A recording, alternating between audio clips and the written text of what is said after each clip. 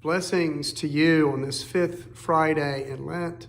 My name is George Roberts. I'm the priest and pastor of St. James Parish in Farmington, Connecticut. For a number of years, I've been using a devotional by a Benedictine monk named Albert Holtz called Pilgrim Road for part of my devotional time during Lent. It's a really rich book that he composed while he was on sabbatical a number of years ago, but back in the mid-90s, I think. And the substance of those travels became, at least in part, these devotions for Lent that I've really enjoyed and gotten a lot out of. But it reminded me of my own sabbatical in England a few years ago. And there's so much that I would love to share with you. But just a little thought, and this is inspired by some of Father Holtz's reflections, is how we're called on our continuing journey with God to learn in wisdom and in time how we hold both our faith in reverence and awe of God, and at the same time not forgetting a sense of play. And there are kind of two ways that I wanted to talk to you about this. One is two separate but connected times during my sabbatical in England. I did some cathedral hopping during the last week and a half or so of my time in the UK, visiting Ely Cathedral and Lincoln, York Minster. And then I ended up at Durham Cathedral, which was my favorite spot in all of England. Beautiful Norman Gothic cathedral built 1,000 years ago with a whole range of things to experience.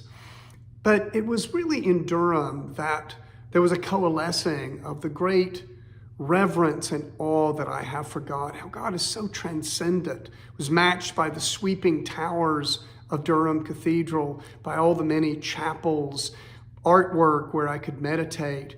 The sense of God, yes, present to me, but a God that is other than, that came down from on high to bless me with this awesome gift of his son, Jesus Christ. And the gift shop there, this kind of embodies this serious reverence for God.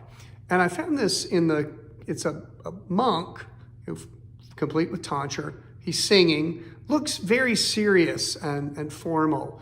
And it's this sense of a very seriousness that I take my faith, and that we as Christians follow our faith, that we kneel in reverence to God, a God that is a reverence that is full of hope, but that is there nonetheless. And then the other side, I found this at a Benedictine abbey in Bath, complete with tonsure. But if you could see the difference in this one, kind of a playful take on the monk figure. And my kids called him Father Friar, and he lived in my pocket, and I took pictures of him everywhere that I went, especially in the final part of my journey.